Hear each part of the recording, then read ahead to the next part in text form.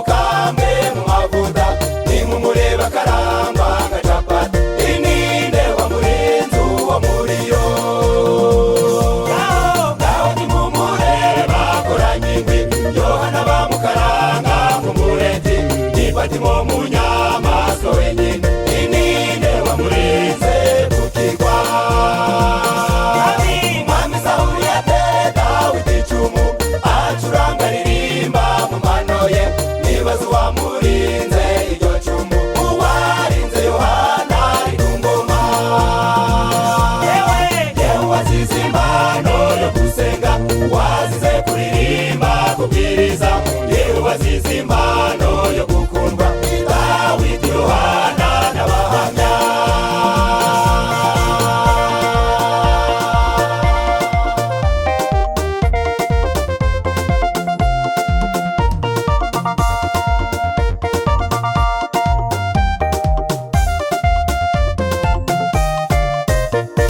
bibwiye ku buzima bwe burangiriye aho nyamara Imana yari mufitiye umugambi yakoraga mu bitonyanga by'amaraso ye maze kandi ku butumwa buzafasha abantu ayipatimo yandikiye ibyahishuwe n'ubutumwa bwiza uko bwanditswe na Yohana ayipatimo yandikiye inzandiko 3 za Yohana z'ubutumwa bw'urukundo umuntu yakubyigira mu muriro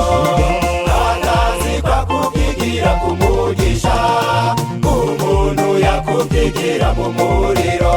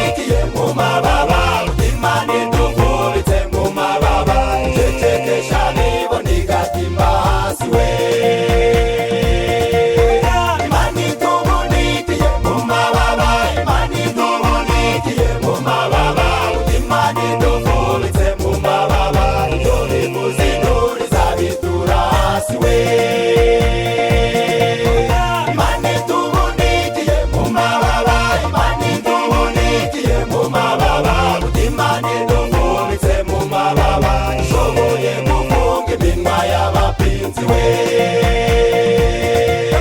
Dawidi na Yohana batsinze urupfu, na n'uyu munsi twumva ubutumwa bwabo. Inama yo gucecekesha ubutumwa uzayibona hose, ntabwo izasohora we. Ukutafunga umugezi ngo uwuzike, ukutafunga inzira y'ubu butumwa. Ingabo z'ibugose zirakomeye, dufatane urunana twigire i Kanani we. Ukutafunga umugezi ngo uwuzike, ukutafunga inzira y'ubu butumwa. Ingabo z'ibugose zirakomeye, dufatane urunana twigire i Kanani we. Ingabo z'ibugose zirakomeye, dufatane urunana twigire i Kanani we. Ingabo z'ibugose zirakomeye.